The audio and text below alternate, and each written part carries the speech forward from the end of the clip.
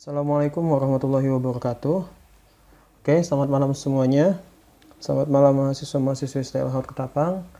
Baiklah, pada malam hari ini Bapak melanjutkan materi sebelumnya yang masih dalam topik perkuliahan teknik penulisan karya ilmiah. Dan pada malam hari ini Bapak akan membawakan sebuah materi yang berjudul serba-serbi plagiarisme. Nah, tentunya teman-teman sudah nggak asing lagi yang namanya plagiarisme ya, ataupun plagiarisme ataupun plagiat gitu. Secara spontan plagiarisme ini dapat kita artikan sebagai menirukan. Oke. Kemudian nanti dalam penjabarannya, dalam beberapa konteks itu ada sendiri definisi yang menjelaskan apa sih sebenarnya plagiarisme itu, khususnya yang berkenaan dengan karya tulis ilmiah. Makanya pada malam hari ini Bapak akan memberikan materi itu. Oke, sedikit ada sentilan di sini. Nah, mahasiswa jangan sok-sokan tidak tahu atau tidak mau tahu, karena plagiarisme ini penting.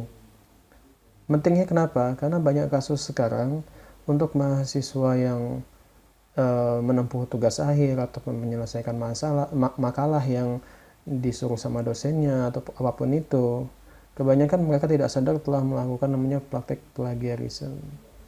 Memang tidak untuk publik, tapi untuk diri mereka sendiri mereka sudah seperti itu. Oke, langsung saja. Apa sih itu plagiarisme?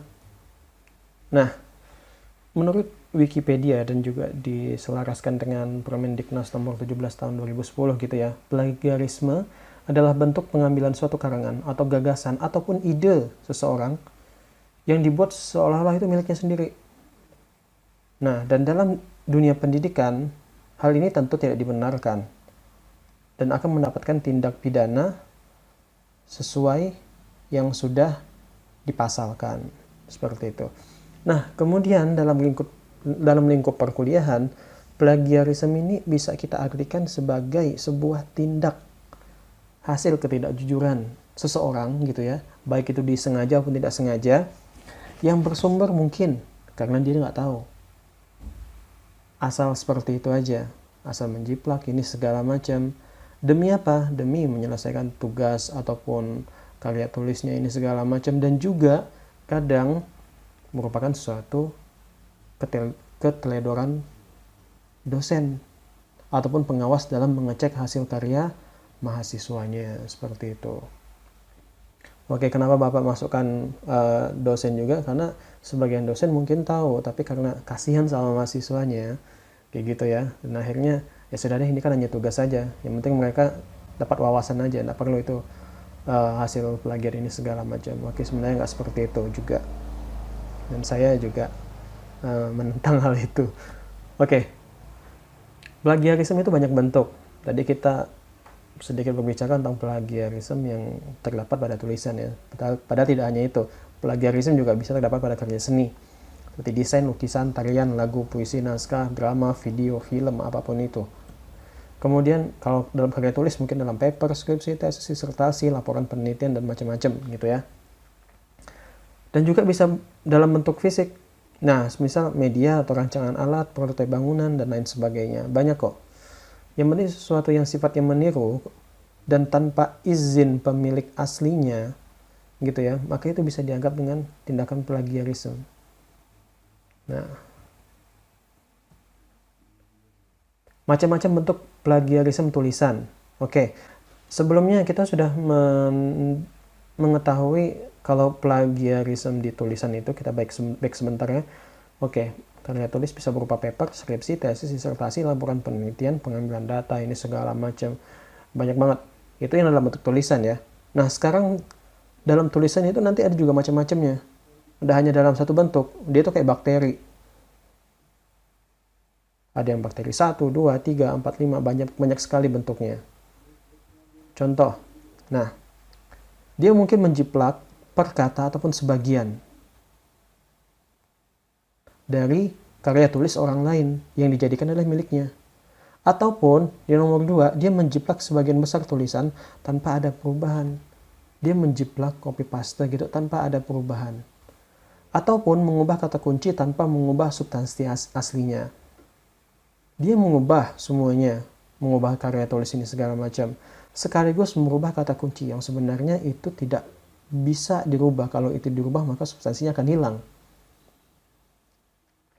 Atau yang lainnya, mencampur adukan menjadi satu tulisan dari sumber yang berbeda. Alih-alih ingin supaya nggak terdeteksi plagiat, maka dia mencampurkan tulisan yang ini, tulisan yang ini, tulisan yang ini, tanpa dia memikirkan apakah ini sesuai dengan pokok bahasan apa enggak, apakah ini sesuai dengan ide pokoknya apa enggak, seperti itu. Hanya karena dia ingin terlihat itu, yang penting beda, itu bukan plagiarism. Nggak seperti itu juga, men. Nah, kemudian bisa juga dia menggunakan karya sebelumnya tanpa merubah kembali. Ini malah lebih parah. Dia sudah pernah melakukan suatu penelitian semisal, kemudian dia menggunakan hasil penelitian untuk penelitian selanjutnya tanpa merubah kembali. Ini yang namanya nanti self plagiarism. Jadi otomatis ini akan terdeteksi. Teman-teman yang sebelumnya sudah membuat skripsi A semisal, kemudian ingin memakai skripsi itu sebagai bahan dasar untuk penelitian selanjutnya, bisa. Cuman karena yang dipakai ini sebagian besar dan tidak merubah isinya sama sekali, maka itu bisa dianggap plagiarisme. Kecuali sebagian ataupun inti dari penelitian sebelumnya yang ia telah lakukan kemudian dia pakai untuk penelitian selanjutnya, gitu ya. Itu masih bisa, masih diperbolehkan. Mengubah tapi tidak menyebutkan sumbernya. Dia sudah mengubah, sudah betul, sudah pas, sudah enak. Tidak terdeteksi plagiarisme, tapi sumbernya tidak ada. Padahal itu punya orang lain. Tulisan itu punya Andika tahun 2003, tapi dia nggak nulis Andika. Sehingga orang yang baca itu berkesan atau mempunyai pandangan, oh ini tulisan dia. Kemudian Andika baca, loh ini kan tulisan saya, tapi dia nggak nyebutin namanya. Ente dihubungi habis itu. Lu ngambil punya gua, ini tulisan ide-ide gua gitu. Nah.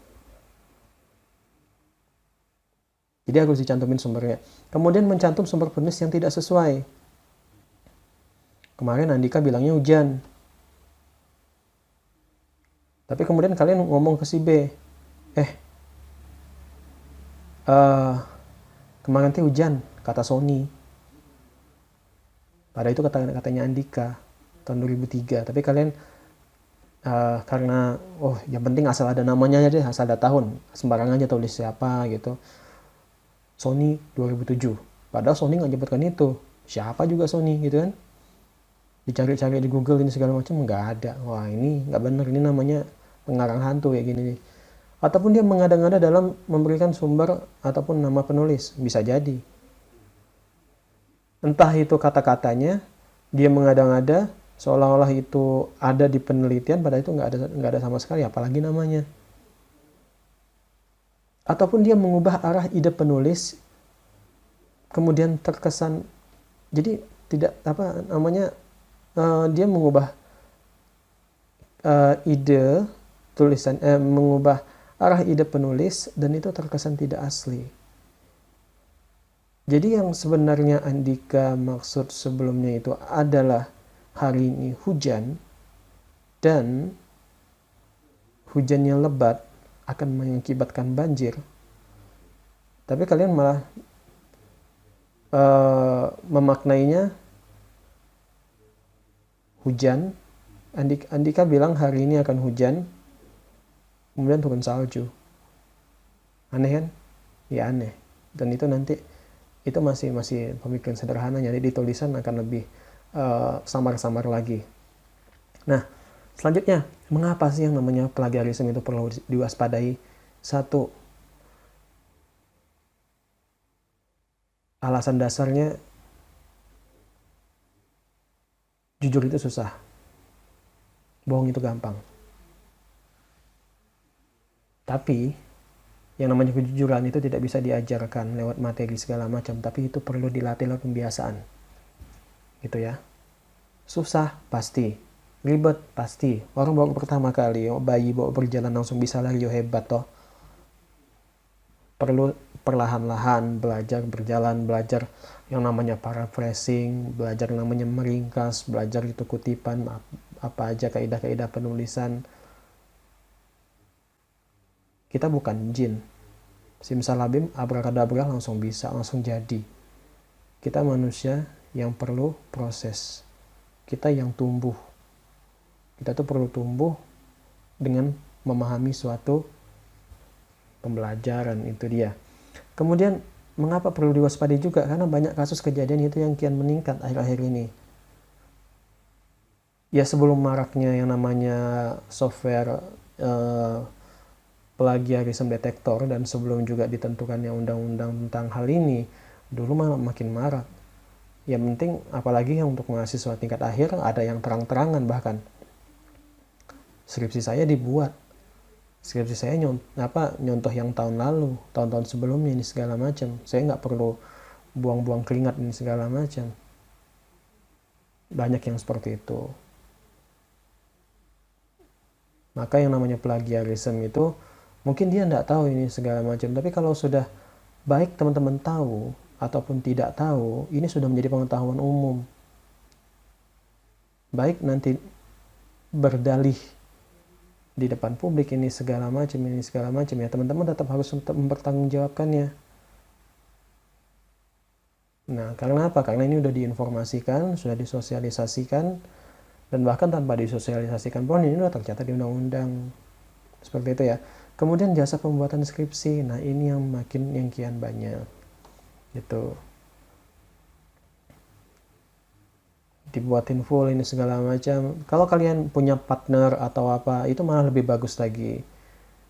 Atau misalnya kakak tingkat yang skripsinya dulu bagus ini segala macam, minta, Kak, saya minta tolong dong jadi pembimbing kedua saya atau pembimbing bayangan saya. Biar apa? Biar saya tahu alurnya, saya ajari saya menulis ini segala macam, itu nggak masalah sebenarnya. Asalkan nggak minta, Kak tolong buatin, kok tolong tulisin, tolong bikinin ini segala macam full, nanti saya bayar ini segala macam. Ya nggak bisa seperti itu. Kemudian ijazah palsu yang digunakan sebagai prasyarat ini juga makin banyak. Makanya untuk daftar pilkada ini segala macam itu harus asli ijazahnya. Daftar PNS juga harus asli. Dan ijazah sekarang itu bisa diidentifikasi langsung melalui apa? Melalui NIA itu. Nomor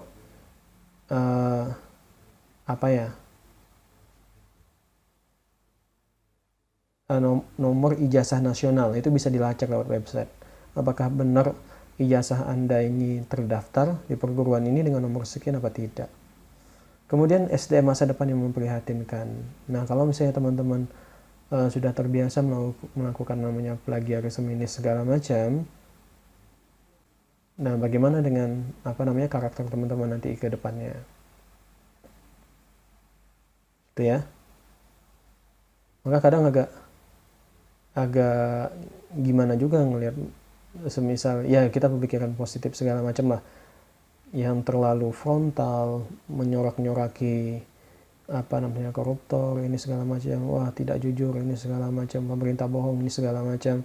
Lah kalau lu aja bohong di perkuliahan dengan cara yang lebih sederhana seperti ini, ya lu juga salah gitu loh.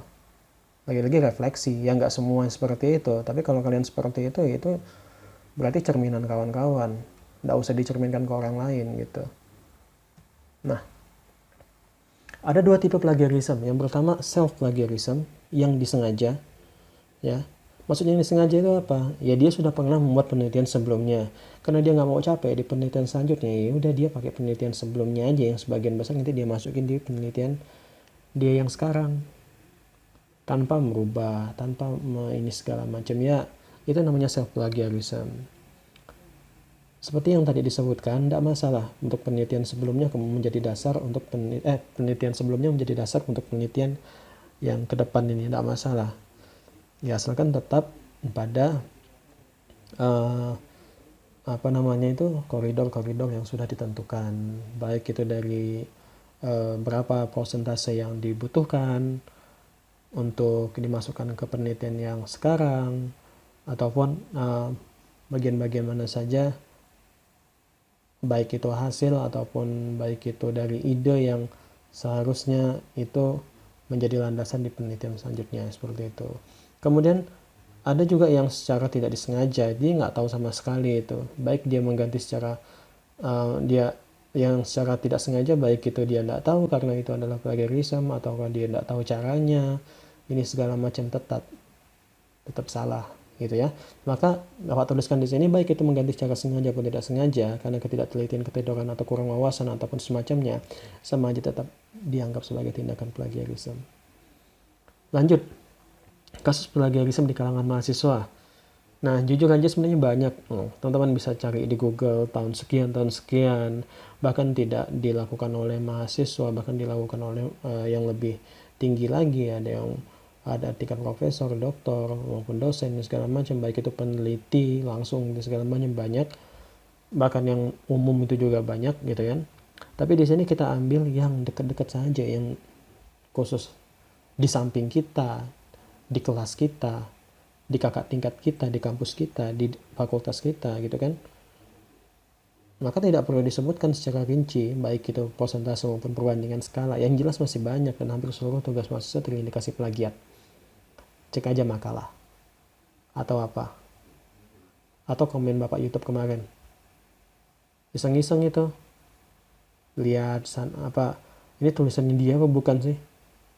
Oh ternyata bukan, kasih tanda X, suruh ganti, gitu aja. Bahkan pada tahun 2017 itu terindikasi hampir 90% melakukannya, baik ini sadar maupun tidak sadar. Kenapa sih bisa terjadi seperti itu? Karena satu, persepsinya sudah membudaya. Selesai, aman, cepat, lancar. Kurangnya wawasan tentang cara penulisan. Ya, tidak sulit, tapi ribet. Tapi harus dilewati gitu. Yang namanya belajar ya nggak sepenuhnya, nggak seterusnya nyaman. Ada yang kita harus membaca 2-3 kali baru kita paham ini segala macam, ataupun tergantung kitanya gimana. Apakah kita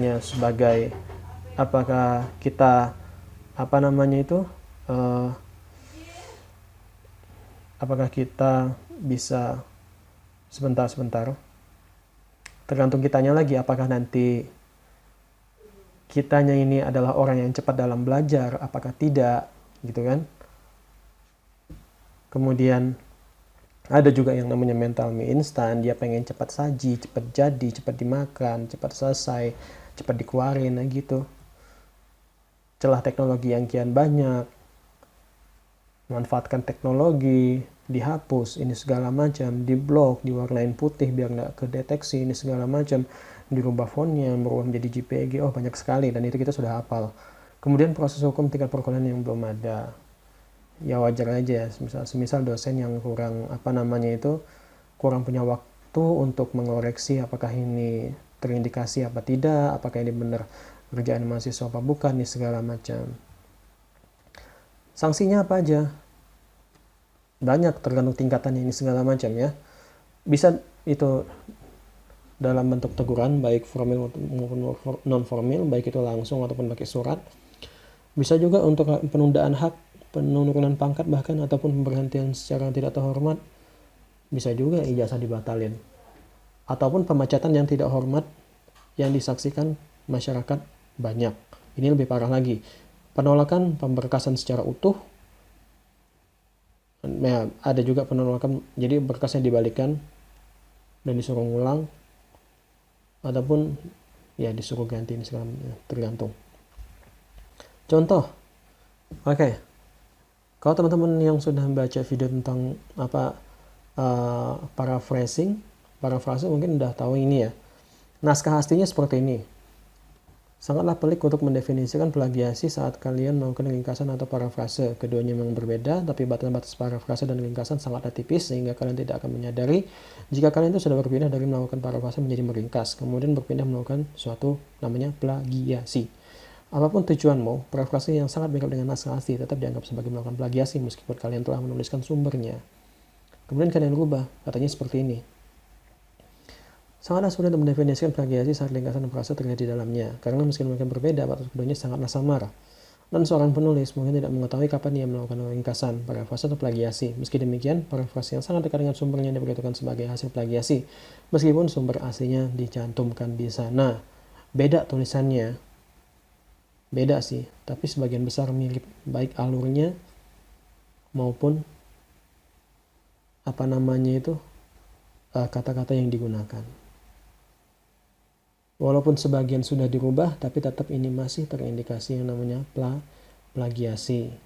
Untuk teman-teman yang belum nonton bagaimana cara memparaphrase ini segala macam, tonton di video yang sudah Bapak buat sebelumnya, nanti Bapak cantumkan di link deskripsi. Solusinya gimana dong kalau seperti itu? Solusi tetap ada masalah, ada solusi. Tapi tergantung kita mau menjalani solusi itu apa enggak. Satu, kita harus mengerti dengan jelas siapa itu yang namanya plagiarism. Tadi kita sudah mengenal siapa sih plagiarism itu sih. Gimana sih rambutnya, matanya, wajahnya gimana sih, badannya gimana sih. Udah tahu kan? Kayak gimana sih dia orangnya, tinggi apa pendek, hitam apa putih. Teman-teman sudah tahu kan? Nah itu kan harus mengerti. Punya wawasan tentang cara menghadapinya. Ya tadi tentang paraphrase, meringkas atau mengutip, itu ada salah tiga malahan ya, salah tiga cara mengatasinya itu. Kemudian memperbanyak membaca dan pembendaharaan kata atau referensi. Nah ini yang sulit. Kenapa? Karena budayanya masyarakat Indonesia kadang itu malas membaca. Bahkan ada penelitian kalau semisal dalam setahun itu ada yang mengatakan paling parah satu orang Indonesia dalam setahun itu hanya membaca 5 lembar kalau nggak salah. Dibandingkan negara-negara lain dan segala macam, Indonesia termasuk yang paling tinggi, peringkat teratas dari bawah dalam hal membaca. Gunakan aplikasi pendeteksi ataupun yang mampu mengurangi tindak plagiarisme. Di sini banyak kok teman-teman juga. Dalam dunia perkuliahan itu biasanya kampus sudah menyediakan yang namanya itu alat mendeteksi plagiarisme. Di sana teman-teman bisa meminta pihak kampus atau apa untuk ngecek hasil karya teman-teman apakah ini sudah sesuai dengan, apakah ini masih terindikasi plagiarisme berlebihan apa enggak. Biasanya itu di bawah 20% atau di bawah 25% itu masih dianggap aman. Ya, jadi 20% tingkat kesamaannya itu masih dianggap aman. Kecuali lebih daripada itu teman-teman itu bakal dibalikin lagi dan disuruh betulkan lagi, revisi lagi. Seperti itu. Bahkan ada kebijakan kalau semisal melebihi itu sampai beberapa kali tidak ada perubahan ini segala macam, harus buat ulang. Nah, tolong kalau dalam masalah sikap, jangan ambil jalan instan, jangan malas bertanya ataupun bergengsi tinggi. Kalau semisal tidak tahu, kurang paham ini segala macam, bertanyalah. Itu lebih baik daripada teman-teman nekat. Ataupun teman-teman nekat karena mempunyai gengsi tinggi ataupun karena pengen instan ataupun karena malas. Nah, bangga akan karya diri sendiri yang didapat dari nilai kejujuran dan buah kesabaran. Ini yang sangat penting. Susah, iya. Di situ hikmahnya. Lolos dari itu, level kejujuran akan lebih naik lagi. Setingkat lebih tinggi lagi.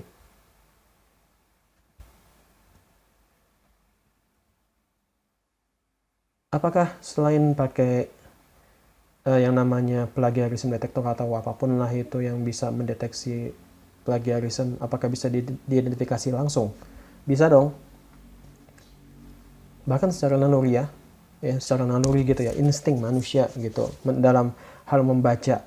Itu tulisan yang bermuatan plagiarism itu mudah dipahami, mudah dideteksi. Caranya apa? Kalau misalnya dia sulit dipahami alurnya dan style atau gaya bahasanya berubah-ubah. Nah, ini kita mulai bertanya-tanya, ini tulisan dia apa bukan sih? Bener gak sih tulisan dia? Kok ini gak nyambung? Kok gaya bahasanya berpindah-pindah dari model kayak gini ke gini? Ya orang yang sudah terbiasa membaca ya pasti sudah paham alurnya, alur bermacam-macam alur atau gaya bahasa seseorang dalam menulis. Tapi kemudian ketika membaca suatu tulisan yang gaya bahasa tak menentu, pasti punya rasa penasaran, punya rasa sedikit curiga. Nah, bahkan hanya dengan Google pun dapat terindikasi langsung itu milik orang lain. Tinggal copy aja sebagian kalimat yang ada di situ. Dipastekan ke Google, kemudian dilihat. Oh iya, punyanya ngambil dari internet. Oh iya, ini segala macam. Nah, itu malah lebih gampang lagi. Ataupun dengan aplikasi yang sudah terbukti memiliki tingkat akurasi tinggi, seperti Turnitin, Plagiarism Detector, Identification, Plagiarism Checker, dan sebagainya. Mau tahu seperti apa Turnitin, Plagiarism Detector, ini segala macam, cari aja di Google. Nah, teman-teman lihat, atau mencari di YouTube bagaimana cara Turnitin bekerja, Plagiarism Detector bekerja, Identification bekerja, dan lain-lain sebagainya. Di situ kan kelihatan jelas. Ilustrasinya gini. Nah, misal ini adalah tulisan teman-teman. Nanti di bagian kalimat-kalimatnya itu akan diblok, maka mesin itu akan mencari, akan membandingkan tulisan kawan-kawan itu dengan berbagai macam tulisan yang ada di dunia ini ya, dalam koneksi internet yang tidak terbatas. Kemudian akan ditemukan. Nah,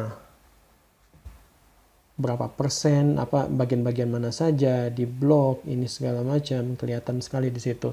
Nanti kemudian secara otomatis software ini akan menghitung berapa persen. Kalau misalnya di atas, di bawah 25% atau 20% itu masih aman, nggak masalah. Teman-teman mau publikasi itu, mau teman-teman seminar kan, segala macam masih dalam tahap zona diperbolehkan. Tapi kalau melebihi itu di atas 50, 60, 70, 80, itu perlu dipertanyakan. Apa sih masalahnya? Kenapa sih plagiarisme itu? Kenapa sih kita harus waspada tentang hal itu? Tadi kan sudah dijelaskan ya, Pak jelaskan lagi.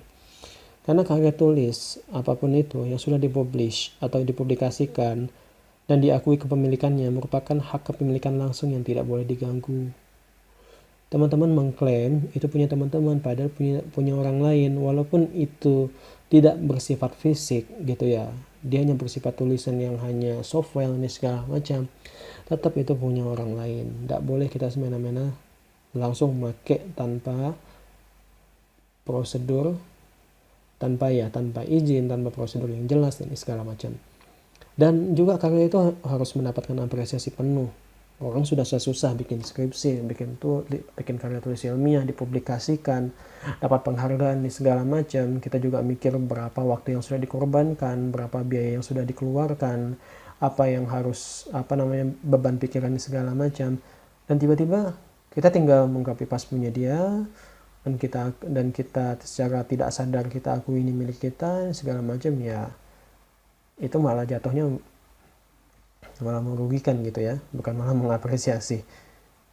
Kalau mengapresiasi, otomatis sebutkan sumbernya, cantumkan nama dia, mention dia, tahun berapa dan halaman berapa, paraphrase kutipan gagasan dia, selesai.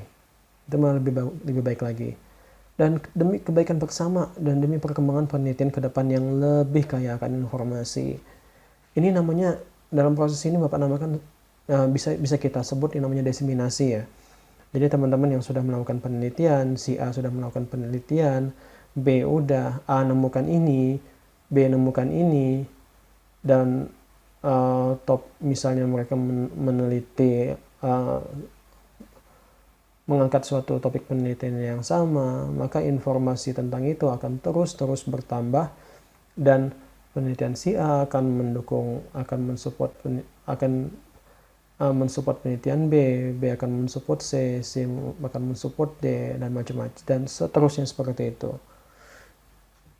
Kemudian kejujuran yang tidak bisa diajarkan namun dilatih dari pembiasaan, ini sudah disampaikan tadi. Oke, terima kasih, itu aja yang dapat Bapak sampaikan. Bapak akhiri, Assalamualaikum warahmatullahi wabarakatuh.